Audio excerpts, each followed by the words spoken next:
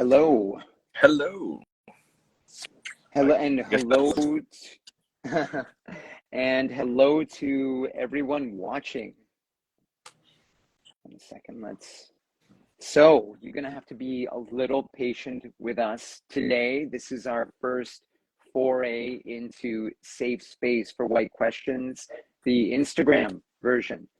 So we're a couple of old guys trying to work out technology and changing platforms. So be patient with us. I think this is working though. I finally made this far work. So welcome, folks.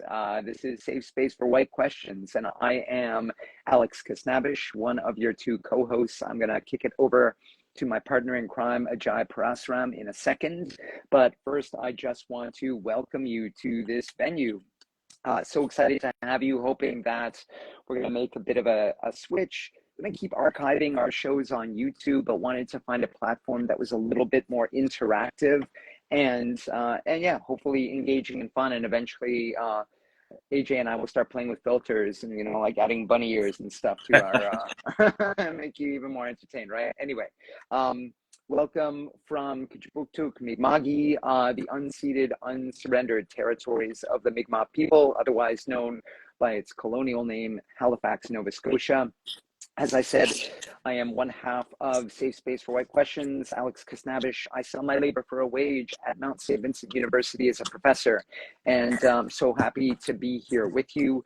If you're joining us and you've been with us many times, then welcome back. If you are joining us for the first time, then welcome for the first time. Just before I throw this over to my co-host, I'll say the way this works, if this is your first time, is pretty straightforward. We invite your questions about all things anti-racism, racism, white supremacy related, and broadly social justice oriented, where Ajay and I take turns basically taking very unprepared shots at answering your questions. Just like the hopefully very good faith spirit you offer them in, we try to respond in the same way. And you are welcome, of course, through the Google form to submit questions in advance. And you're welcome also in this format to put your questions up in the Q&A forum, and we'll just keep an eye on that as we go through and make sure we're trying to keep track of your questions in real time. Yeah, I think that's all for now. Just so you know, these episodes will continue to be archived on Fernwood Publishing's YouTube channel, but for now we are turning our attention to Instagram as a new platform. And just before sending it over to my co-host, I'll say thanks, of course, to our production team at Fernwood Publishing, our good friends there. Without them, none of this would be possible. So thanks so much for your bottom lining support and promotion of this program. Over to you, Ajay. Thanks, Alex. Thanks everyone for tuning in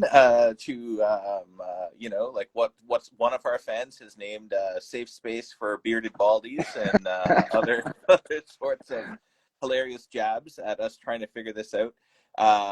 I think Alex covered basically everything. The only thing left is who I am. I'm Ajay Parasram. I also sell my labor at a university here in Kujipuktuk at Dalhousie, where I am now. We only very recently learned that this could only operate on cell phones. So yeah, I mean, I was still reaching for a selfie stick, which I'm not entirely sure still exists.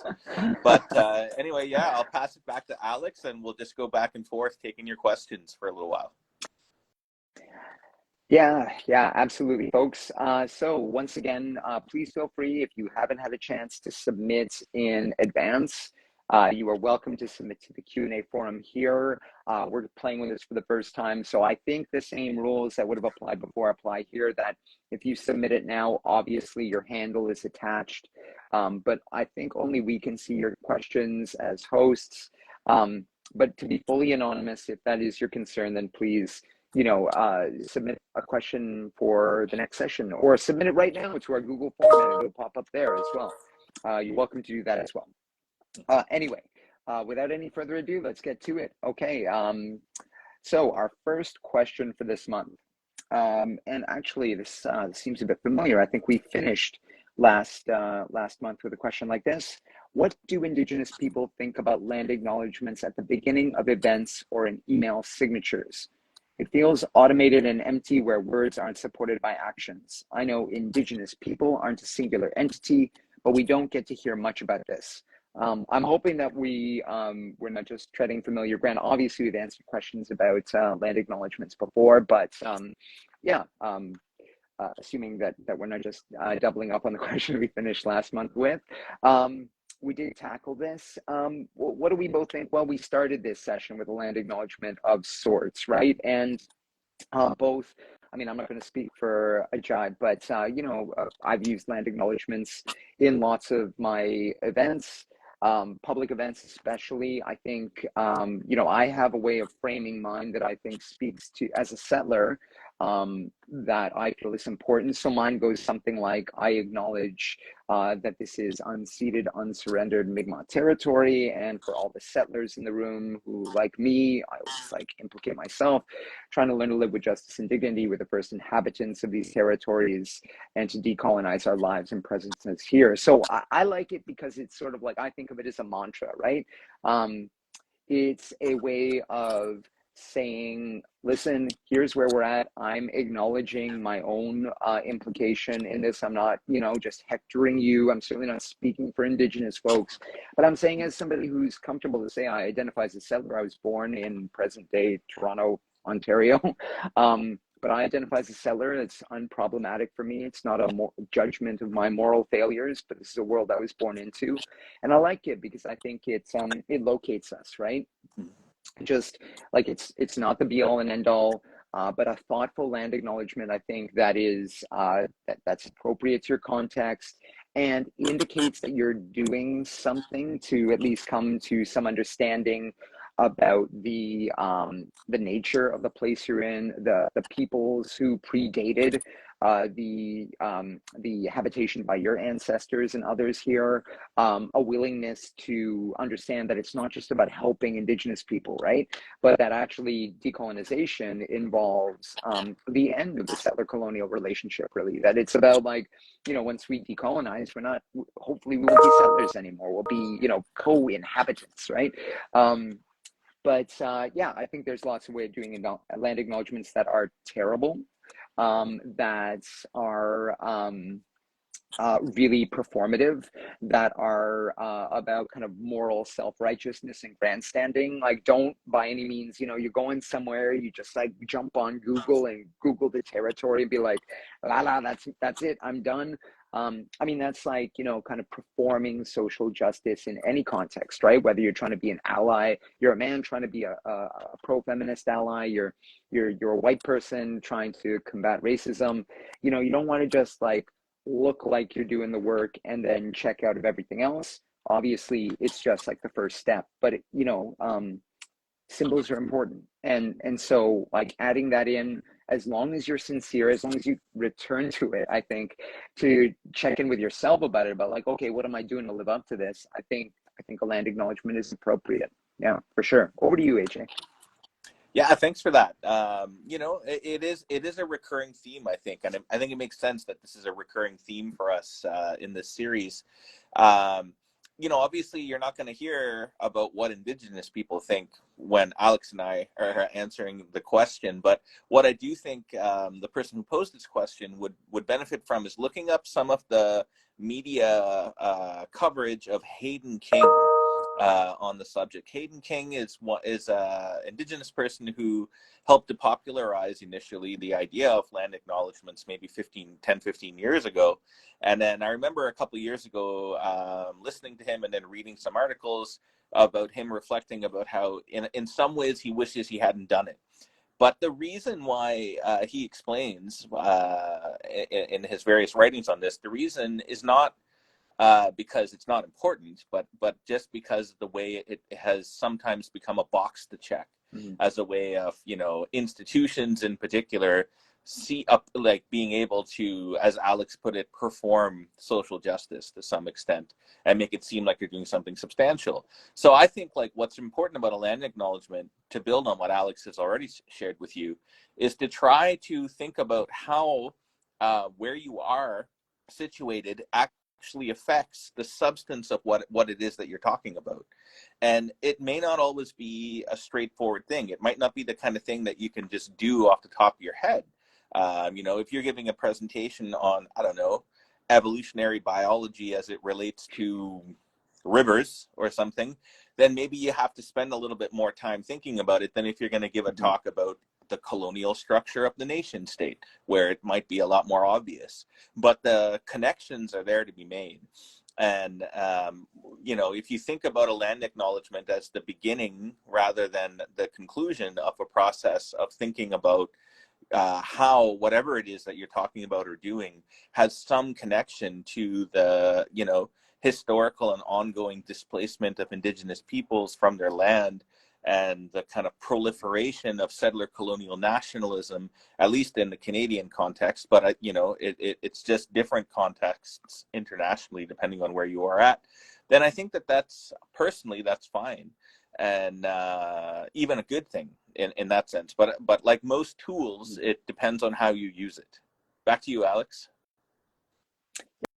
Yeah, I mean, like these are great additions for sure. I think, just think about, like, since we're on Instagram, think about like when, in the aftermath of the George Floyd murder, like lots of people were energized, rightly so, hitting the streets. It was amazing. But also that phenomenon of posting the black square, right, on your Instagram to be like, it's blackout. Like that was visually powerful at first and then became the thing that people were doing. It seems, I mean, I'm not trying to, but like if all you're doing is posting that on Instagram and then doing nothing in the context of your daily life to actually, deal with the actual relations that remake settler colonialism on a daily basis, or in that case, white supremacy and anti-Black racism, then, all you're doing is it's like sticking a bumper sticker on the back of your car, right? That fine, do it by all means. But if that's it, then it's not doing anything really. So on to the next question, which actually, is a nice follow-up from the first. There's a lot of pressure to decolonize curricula and not a lot of practical support from universities about how to do this. And there are many different ideas about what is needed to accomplish this task. Different people and different offices on campuses have different views about how this should be done. How can we balance faculty intellectual freedom and the responsibilities for delivering our classes if our areas of expertise aren't in decolonization? Do you have some practical advice for us? So thanks for the question. Obviously a very university-centric question, but in a way, a kind of question that applies to lots of different workplaces and spaces these days, even to public schools, lots of people trying to think through these dynamics. Yeah, I agree. There's lots of rhetorical push from lots of institutions, mine included, about decolonization, and some organizations are just putting more resources, more intentionality, and more thought into this than others. That comes as no surprise, right? That's in itself, that like uneven terrain, I think, is something that's both disappointing and something we got to take seriously. We all work in different places, and if your institution is a particularly like resource poor one and it's one that's really pushing the rhetoric, I think, like we've talked about before with respect to EDIA, equity, diversity, inclusion, accessibility initiatives, it's important for you not to kind of be the institutional beard for their lack of commitment. So, many of us get roped into kind of performing social justice work in the places we work because we feel personally responsible for it. And that's awesome and important. But if you're working in a big bureaucratic institution like the university and the employer is not interested in supporting that, then that's a recipe for burnout. It's also a recipe for like really poor interventions. It's a recipe for doubling down, I think, often on the actually existing relations of general shittiness that most of us are trying to do better than, right?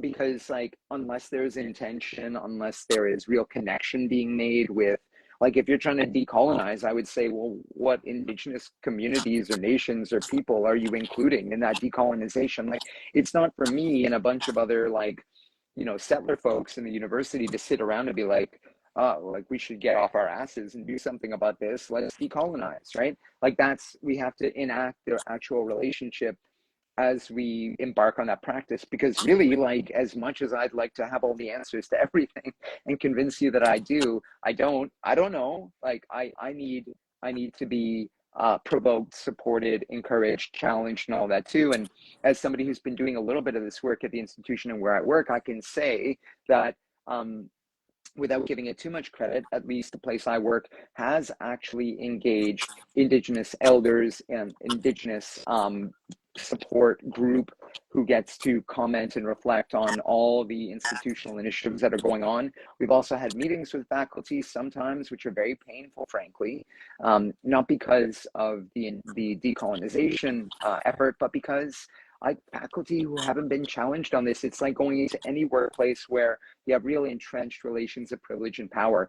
And you hear stupid shit, frankly, like people saying, "Oh, how am I supposed to teach Shakespeare from an Indigenous perspective?" Or like, "Oh, what are we gonna do? Bring in Indigenous people just to perform X?" No, that's exactly what we're not going to do, because hey, surprise, surprise, not that Shakespeare should be the absolute zenith of English in our or literature studies in our universities. But yeah, there are actually Indigenous people who are scholars who are probably experts on Shakespeare. Shocking, right? And there are Indigenous people who study physics and who study chemistry, and so part of decolonization simply involves, just like EDIA work does involve, the thing that nobody likes to hear because it sounds like a bit like a quota approach, but it involves diversifying the workforce. Like, first and foremost, my university remains we have great gender balance at my place of employment because of the historical realities of the institution, but it's a terribly and overwhelmingly white place still, and reflects the dominant culture around it, right? So getting more folks who actually come from different experiences is critical to that. The other piece of that is availing yourselves of the opportunities to come into contact with Indigenous folks and their collective struggles for cultural resurgence, learning from them. I'm sure your institution, if it's putting some pressure on you to do this in your curriculum, is trying to set up ways, or if it's not, then you should be pushing it to set up ways of connecting with Indigenous communities and nations on the territory your institution is located, and actually setting up a dialogue. Like, how should this look? Can we involve you in this? Can we pay you for your involvement in this, and not just, try and exploit you and co-opt you into our institutional grandstanding?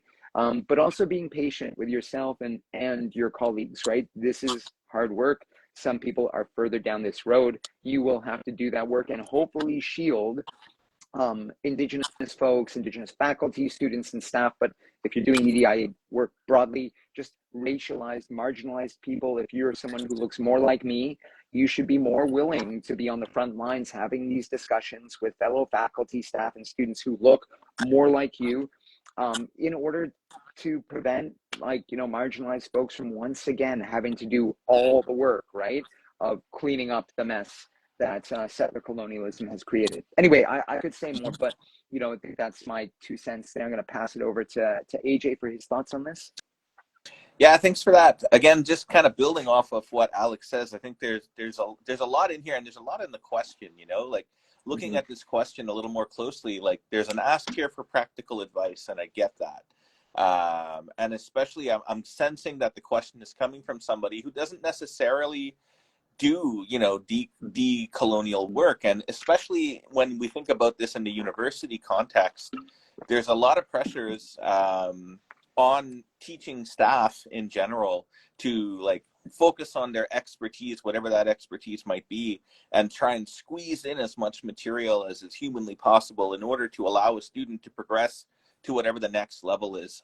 So I think at this somewhat macro level here, we have to think differently about teaching and what our role in universities as teachers ought to be. Are we just about skill accreditation, or are we actually trying to help students understand the world in which they are living, the world in which they have inherited? And I think if you're honest, no matter where you are in the world right now, most students have a deep interest in understanding the world as it is. The idea that, you know, they're just going to go and get a job and buy a house and blah, blah, blah, blah, blah. I mean, that's never really been a reality, but now more so than ever, young people understand that that's probably not in the cards for the planet.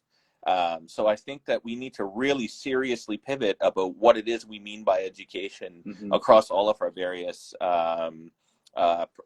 areas of expertise, which brings me to the intellectual foundation of the university, which is the humble course syllabus. It seems so small. It seems like the kind of thing that even just a department chair might sign off at the beginning of a semester.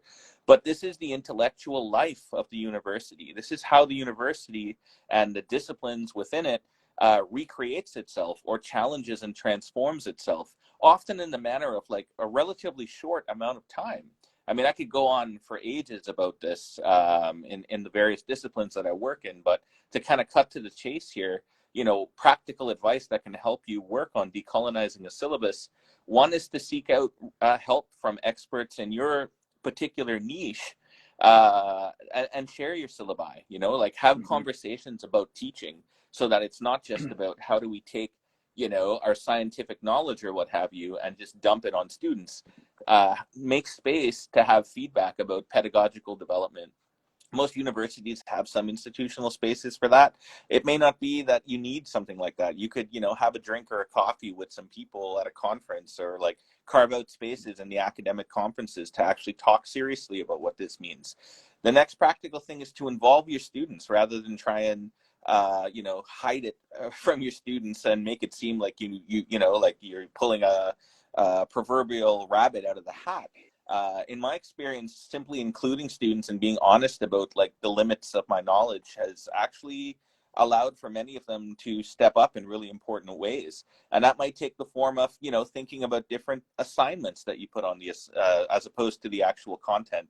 One example from my own teaching is, albeit this was a course in development activism, but I had students form an international relations diplomacy committee that went out and had meetings with indigenous water and land protectors in our area, and together they developed a plan of action that they would be able to work on together. And, you know, not perfect, but relations were made. It wasn't like particularly taxing on the activists involved, and it had really interesting outcomes that there's no way I could have predicted prior to doing that.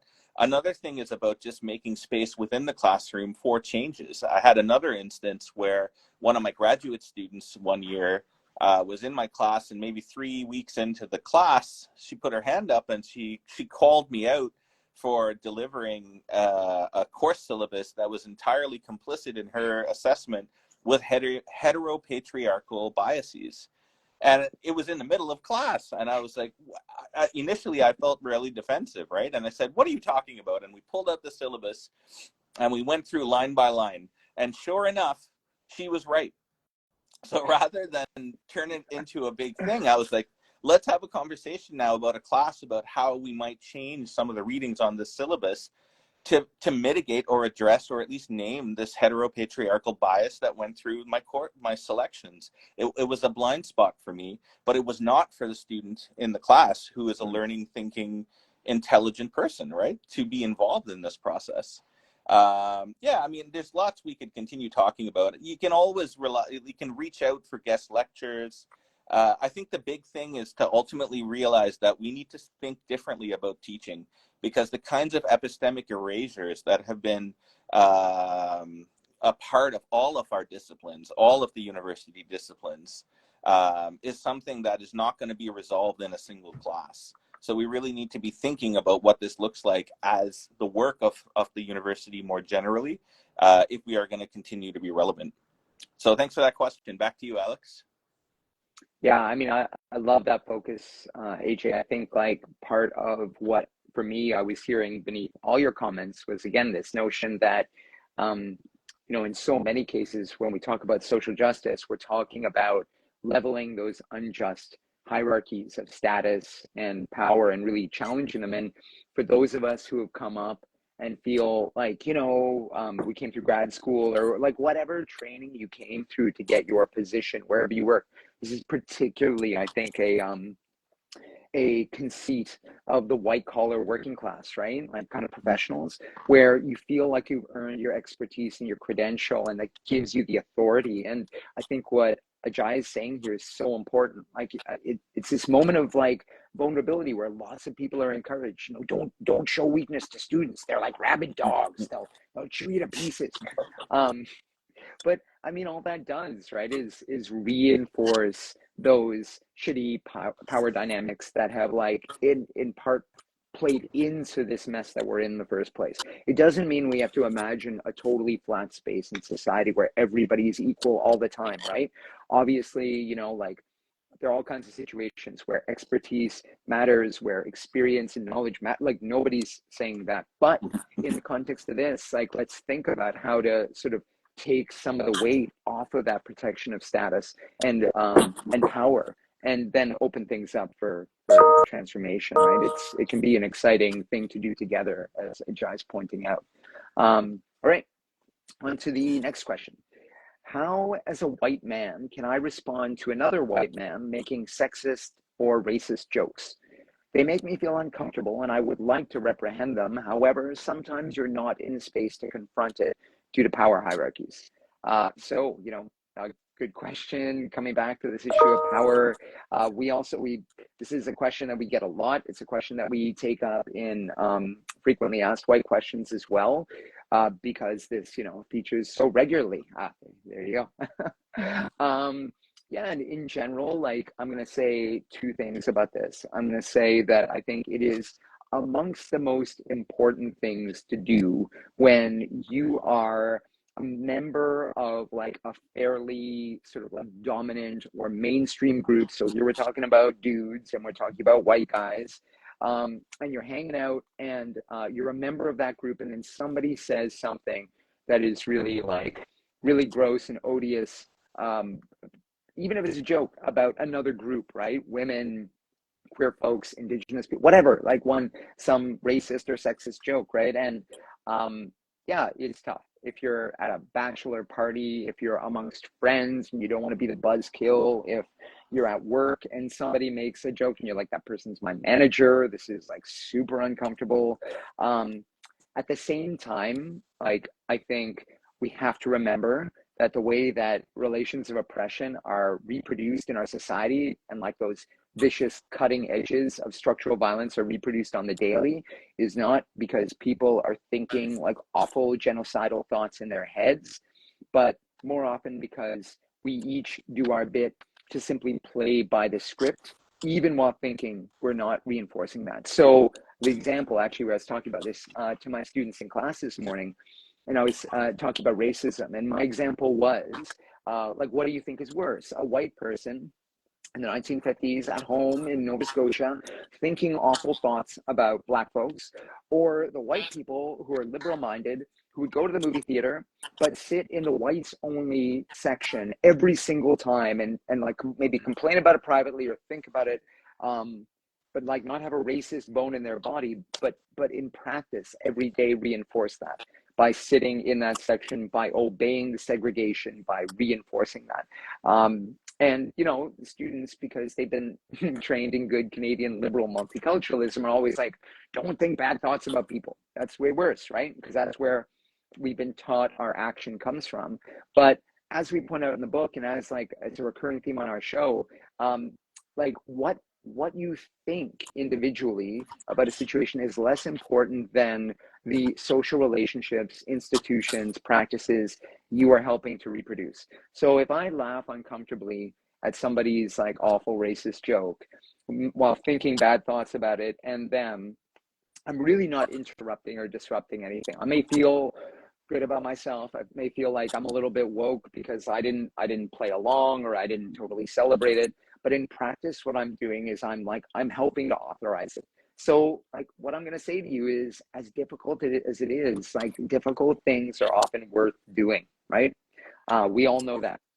You got to step up. You got, like, if it's a group of friends and you honestly feel like you can't say that, then I would say, holy cow, man, like, well, what's your friend group like? Like, you know, this doesn't mean you have to jump up on your soapbox and shout them down. It means like, oh man, that was pretty gross. Like, I don't know, like, you know, make a joke about what year it is. I hate the stuff that periodizes racism or forms of oppression, but for people who are like coming to this, like it's a way of disrupting things. Oh, like, dude, I didn't realize it was like, you know, the 1500s anymore or something. Like that joke is like not funny, or just be straight up about it and be like, you know what, man, like I don't think jokes that degrade the humanity of other people are super funny. Can we just stay away from them?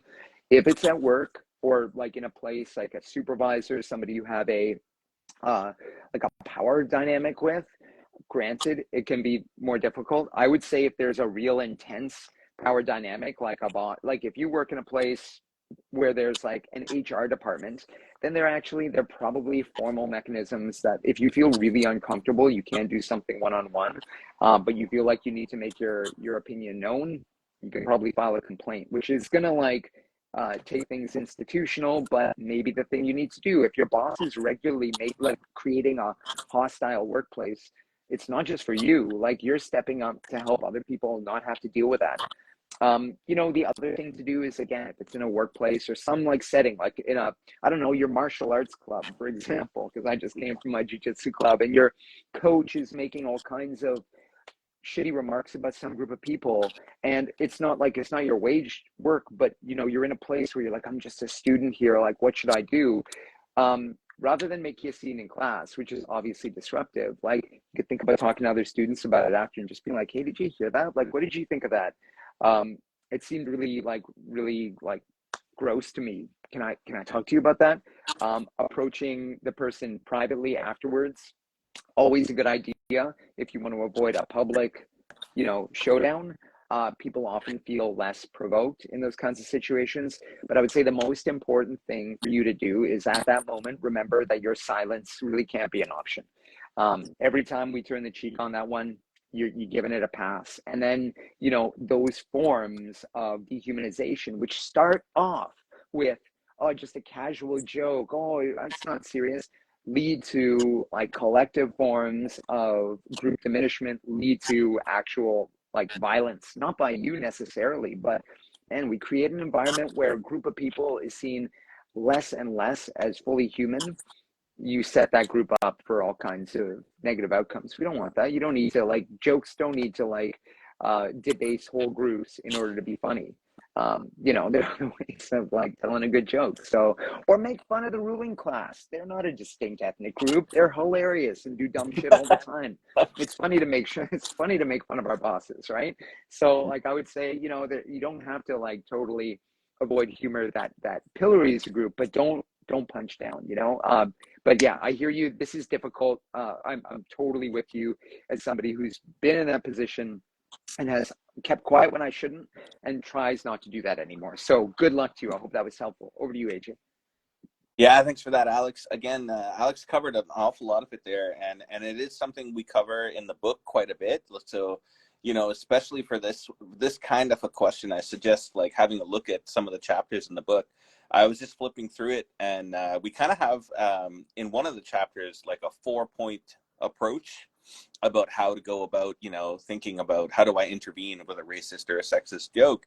And in broad strokes, it would be the first step is to embrace discomfort, recognize that living is uncomfortable, and there are productive forms of discomfort that need to be kind of, I think, appreciated for the work that it does to helping us change society. So the first step is to embrace discomfort and tell yourself, like, give yourself a little pep talk. This feels super awkward, and it's okay for it to feel awkward. And like Alex said, the consequences of me not saying anything now are significant. And then the second piece is to break the inertia. So it could be as simple as like an awkward pause if you don't want to say anything, where you just kind of look at somebody and cut them a look, you know, something that can communicate even with your body language, if you don't have the words for it, that you're not okay with what's been said. And then the third step is to normalize discomfort in others, which can happen even from holding that space of silence for a minute, right? So then you're not just feeling uncomfortable alone, you're kind of inviting or perhaps conscripting everybody in the group into that place of discomfort, which, by the way, you have not created. You have only named and given the opportunity for it to be thought of. So the person making, you know, the sexist or the racist joke is the one who's actually, you know, contaminated the space with discomfort in that respect. So understanding what's actually happening there, I think, is a really important part. And then the fourth step is to weaponize the privileges that you have, that you were born with. So knowing that, you know, maybe if you're like a relatively senior colleague relative to a junior colleague and wherever it is you are, because I find a lot of these things happen in the workplace, right? A lot of people actually ask us questions about things happening at work where there's all these power dynamics. So knowing that you can step in and occupy that space of discomfort is, I think, useful. Another example, we have like some hypothetical scenarios. I was thinking about reading them to you from the book, but I think you need the context for them to be kind of funny. But you know, there's situations like barbecues, there's situation like research meetings, these things pop up everywhere. And like Alex was saying, this is exactly how it becomes normalized. So I feel like of those 4 steps that I just mentioned, the breaking of the inertia is the most important, because when you break the inertia, you invite everybody else to start making intelligent connections on their own. So it's not about you having to educate another person. It's about creating the space in a social situation where people can start doing their own unpacking, because they also, like the other people in the group, probably also have problems with what's been said. Yeah. So back to you, Alex. Yeah, awesome comments there. All right, on to the next question. Who is white? Whiteness is a bit flattened in your book, Frequently Asked White Questions. When Modern Warrior announced on TikTok that if you are white presenting, you are white, he got slammed for it. Why? Can I say I don't consider myself white, or is it not up to me? I'm confused about who gets to decide this. So great question. So I haven't seen the TikTok bit because I'm an old dude and I'm not on TikTok. I don't pretend to understand it. He's not for me, okay? But I get the example, I think. And this is a really good question. Like whiteness and blackness and brownness and like all these kind of like big, gigantic, racialized categories, they're all made up, right? So you're not wrong to feel kind of lost at the intersection of them, and to feel especially that in a white supremacist society that whiteness is weirdly flattened. And we talked about this tons of times on the show. We talk about this in the book a lot.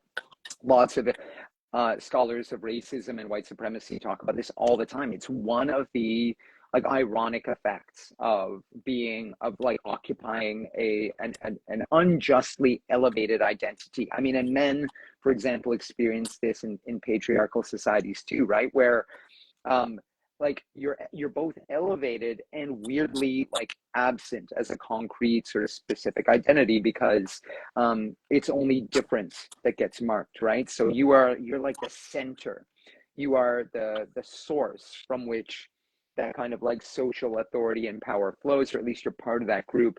And to the extent that you are, you kind of like, you know, you get to go everywhere and do everything, but you're not marked by any of that unique difference that sometimes accrues to people who find themselves up against a lot more cutting edges, but also, you know, by virtue of being sort of marked as something, get to be a bit distinct. And so this is, you know, in some ways, I think the kindest reading of when people push back against things like gay pride, for example, or Black History Month, and they're like, when's my White History Month, or when's my straight pride? Okay, first of all, like, you see the other 364 days? Those are your straight pride days. And those are like your like white people that's how this society works. Like it's been organized structurally, legally, in terms of the way we think, in terms of the way we feel around whiteness. And that's not something that's normal or natural. That's something that God done, right? Through like a whole process of making this and other societies that are organized around this. So no, you don't get to opt out of whiteness, is what I'm going to say. Like, and as somebody who occupies this weird in-between space, so, you know, like some people look at me and they see somebody who is distinctly not white. Other people look at me and figure I'm just like a well-tanned white guy. And, you know, given my Southern Ontarian drawl and my like, love of IPA and the maple leaves and like punk music, I fit well into like lots of white circles, right? Like I was raised in many ways, we talk about this in the book, in many ways, just like my sister, by, you know, interracial parents who wanted their kids to fit into Canadian society. And tellingly, neither of my parents are activists, but both of them realized the best way for my sister and I to do that was by passing as much as we could. Now, they never called it that, right? But that was more or less how we were raised. And yet, every time I go to get like my driver's license renewed or get my passport or just encounter people I don't know yet, like they remark on my last name, which is funny by, you know, Anglo standards, and often they'll comment on the melanin content in my skin and ask where my people are from, and all of that is fine. I don't mind any of that. But what I'm saying is that I occupy that space. I feel it. I understand it. I was raised essentially in a white society to fit into it. And yet that white society often doesn't recognize me as a full-fledged member of it, right? Now, my sister, who's fairer than I am, passes much more easily. And so she has encountered this a lot less, which is interesting too. All that to say, like, was I once white and now I no longer am? Is that an identity I get to choose, that I get to be honest, there was a long time when I was young where when I was a kid, all I wanted to do was kind of disappear, right? Because, you know, being different is a source of like being bullied and all that stuff, right? So all I wanted to do was fit in with my white friends. But as I grew older, I definitely like politically, but also just in terms of my like growth and development as a human, I wanted to claim that diversity, that difference. And so now I kind of go out of my way sometimes to like demonstrate my difference. Not because I think white people are shit. My mom's white. My mom's like the whitest person on earth. I love white people. But because like it matters, because I want to own it, because I want to wedge open that space in society, and like AJ was just talking about, to some extent weaponize my own privilege to prove that, yeah, this is the human condition. This is like being like diversity is the human condition. So that's all to say, whiteness, we're not flattening it. That is actually white supremacy doing the flattening, and like there is incredible scholarship, but also some really awesome pop culture that focuses on the historical creation of whiteness. AJ and I basically take turns mentioning some of our favorite songs on this, but if you're on Spotify, you can look up our frequently asked white questions launch playlist, the FOC playlist that we used at our book launches. And it's a great playlist. We didn't make any of the music, so we get to say that. But one of the songs on that playlist is Before They Called You White by the rapper Brother Ali. And in that, like, that song is amazing, I think, because he breaks it down in super clear ways about how whiteness is constructed, how, like, the Irish, how, you know, how for example, as one group, but lots of other groups of, like, essentially white people weren't seen as white, right? Like the Nazis, just to take one example, didn't see like Serbs or Poles as white people, even though today it would be nonsensical to call them non-white, right? All that means is that whiteness is a constantly shifting boundary, and it bears the marks of its historical moment.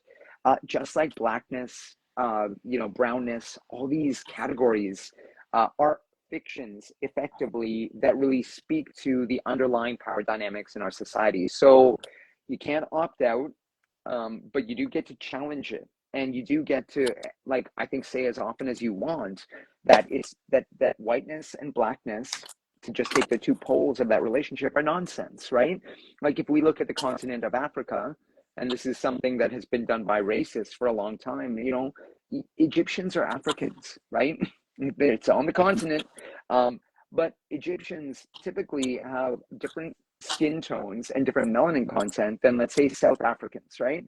Why is that? Well, people in different geographical locations are exposed to different levels of UV light, and depending upon how long you've lived somewhere and like what your ancestry is, you bear the marks of that, right?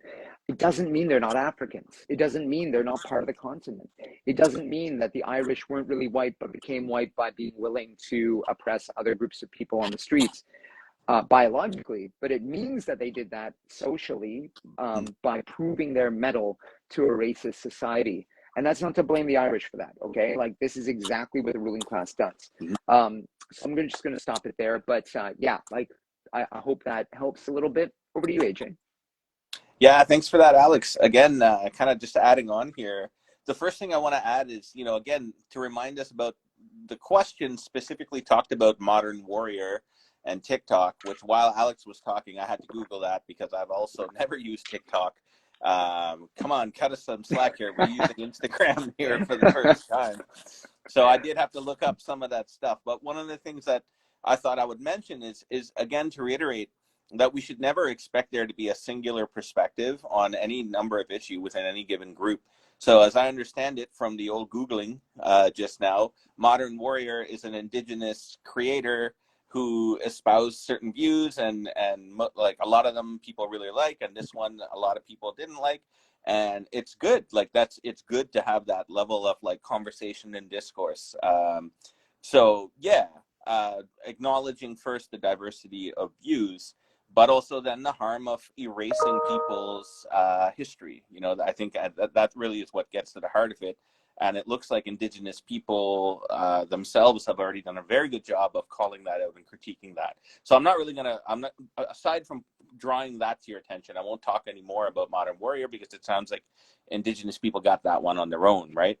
But on this history of white, you got to understand, like, it's a history as well. It's not just a feeling. It's not just a thing that you inhabit. And a lot of the different kinds of exploitation that is experienced has some relationship to whiteness. So in a way, there's a common denominator of various kinds of structural oppression that is grounded in a form of structural white supremacy. Now, that can take place when you look at the history of capitalism. That takes place when you look at the sort of enforcement of gender binaries and a Eurocentric understanding of patriarchy that draws its history all the way back to the so-called witch hunts. So there are deep connecting aspects of a kind of like whiteness and the problem of whiteness.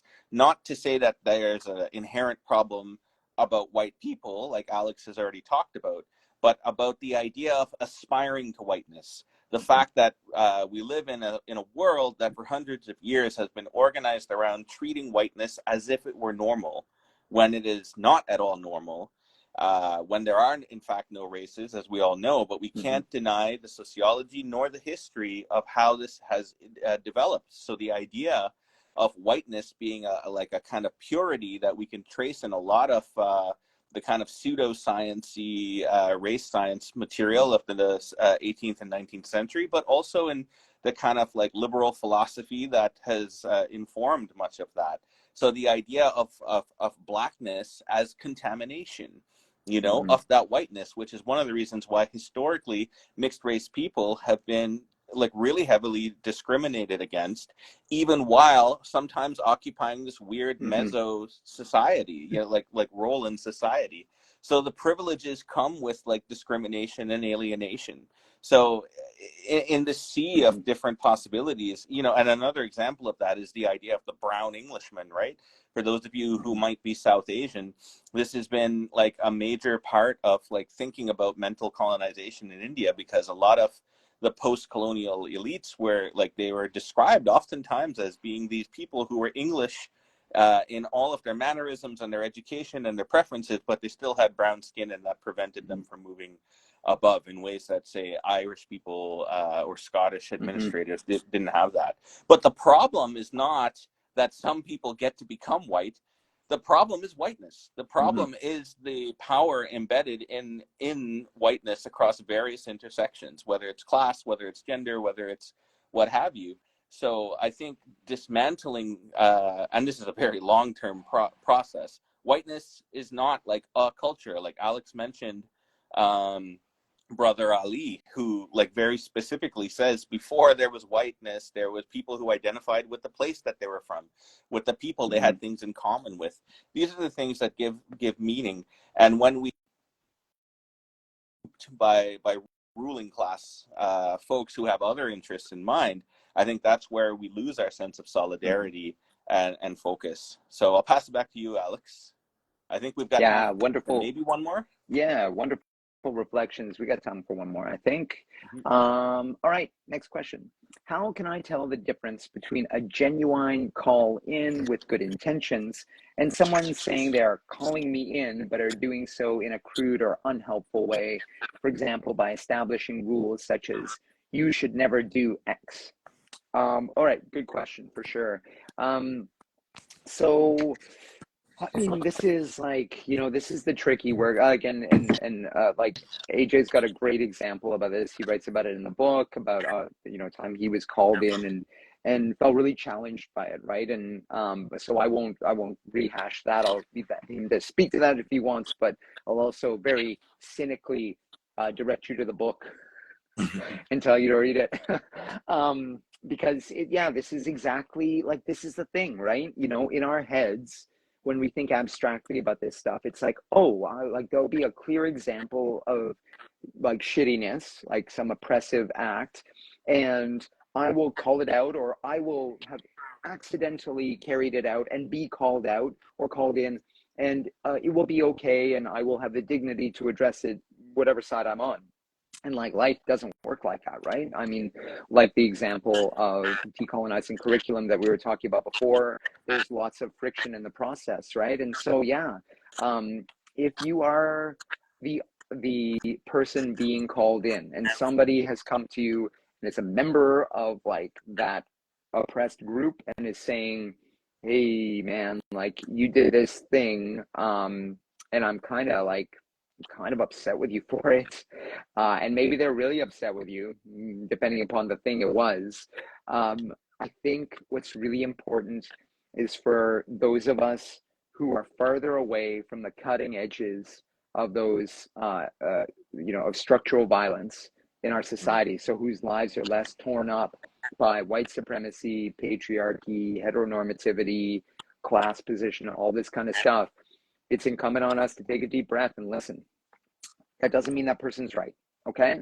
Like, I've been in situations where like either myself or somebody I'm working with has been like clumsily called out by somebody for something that was like, in all honesty, and I know now it sounds like I'm backtracking and making excuses, but like, was either a misunderstanding or was just factually wrong, right? And so any given process can be wrongheaded. Like, I'm not standing here and going to defend, like, anytime you get called out, you have to take 12 Hail Marys and whip yourself with a cat of nine tails, right? Like, no, of course not. But I think the implication should be, like, if somebody's taking the time to come to you, the first thing you should do is take a breath and listen.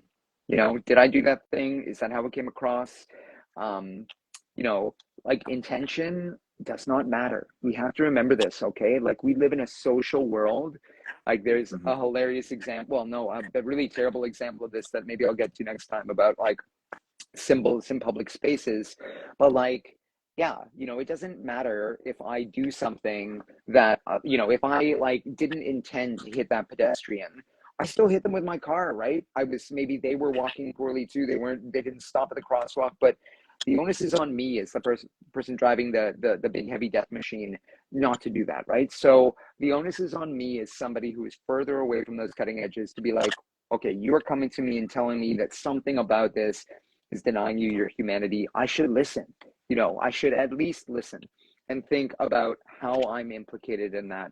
I mean, if they're telling you not to do X, maybe you really shouldn't do X. Like, like, I've had people, whatever. I have as you all know from watching these videos, I have the uncomfortable habit of using the word dude way too much, right? I like it. I'm an old person too. You got to forgive me sometimes. But, even sort of like casually and meant to be in a funny way, I've been told by people, they're like, well, you got to be careful, like, that is like a gendered term, right? And you're kind of like, eliminating a lot of people who either don't conform or don't identify with dudishness from that when you're talking to people. And it seems like such a little thing, right? In all honesty, my first reaction is to be a bit fed up with that. But when I listen to that, like, it's important, right? It's like if I was saying, hey, whites, hey, heteros, hey, like, people rich enough to go see Taylor Swift in concert, and the rest of you can all go to hell. Like, I participate, like I said before, both in grandiose and totally boring, mundane ways in the reproduction of my social world. And so, like, if somebody's taken the time to come and say, you did something, bothered me, and maybe it was worse than a bother, but it really, like, it ruined my day, it made my life harder that day, and they're telling you something, the onus is on you to listen. You don't have to accept their criticism. There's all kinds of things that drive people to this, and obviously they can be dealing with a lot of other stuff. But I think first and foremost, this is the first step. We have to be willing to hear this. We cannot get frustrated with people coming to us and saying, yeah, like, this is a world that tears up our humanity, because that's the reality. That's why there are still struggles against these forms of oppression, because people really experience their outcomes. And so your inconvenience and even like the feelings of like it grinding up against your ego are less important than that. I'm going to hand it over to AJ for his comment and then for the wrap up, and we're done for this month, folks. So see you next time. Oh my goodness. What has happened? All right. Sorry about that. Yeah, I do like Damian Marley, so I'm not too sorry that happened. But anyway, yeah, sorry about that. I dropped my phone on it was an old man joke or problem. Now my computer is taking dictation for some reason, for the love of God. Okay. Yeah, a genuine call-in. We did write about it a lot in the book. I won't repeat that anecdote there, because I think probably some of you have even already read that bit. But I think what I would say about the genuineness, about the call-in, is just to echo kind of what Alex said about listen first. And actually, there's going to be a lot of blocks preventing you from hearing what's being said. There's almost like, you can think of it as a something that you don't need to figure out right away. Like you don't need to know whether or not the person who is calling you in is right or is well-intentioned or anything. To some very real extent, the person calling you in doesn't too much matter. What matters is it's, again, breaking the inertia that would have otherwise allowed you to think that what had happened was okay, and creating some space for you to think critically about what it is that just transpired, and to try and look for those grains of truth that might be in there. And I think in most cases, what is happening is that somebody's not absolutely right, about something. There's always grains of truth and grains of untruth, and why a person might be calling you in or calling you out. And people who are really good at it will know to take the time they need to be focused. And, but there's a lot happening there. So recognize that, knowing, like, maybe somebody is just trying to make you feel bad in a moment. And maybe this is like the challenge, I suppose, is maybe that's something you're willing to do. That's a role that you're willing to occupy. We talked about weaponizing the privilege. So if you're in a space, that's advocating for a particular cause, and you're not part of that group, and you say something, and then it invites this kind of like broader condemnation of a thing that you said that was interpreted in a way that doesn't reflect who you are, it doesn't mean that you should use that space then to try to clarify. It means that there may be some productive work being done by the group in the margin to call that out and to kind of heal themselves in some way. People are at various different stages of dealing with structural white supremacy, heteropatriarchy, classism, like the whole 9 yards. And I think it's unfair to assume that just because somebody is doing the important work of calling you in or calling you out, that they should have everything figured out.